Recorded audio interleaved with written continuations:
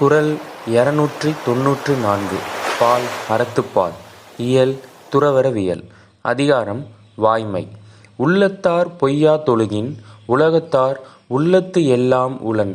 இந்த திருக்குறள் வாயிலாக திருவள்ளுவர் நமக்கு என்ன புரிய வைக்கிறார்னா, ஒருவன் தன் உள்ளம் அறிய பொய் இல்லாமல் நடப்பவே ஆனால் அத்தகையவனை உலகத்தார் உள்ளங்களில் எல்லாம் வைத்து போற்றுவார் அப்படின்னு கூறுறார்.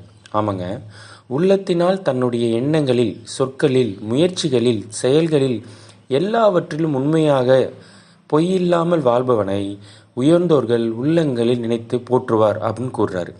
இந்த உலகத்தில் பலர் உண்மையாக இருப்பார்கள், ஆனால் எல்லோரும் சான்றோர்களால் நினைக்கப்படுவதில்லை.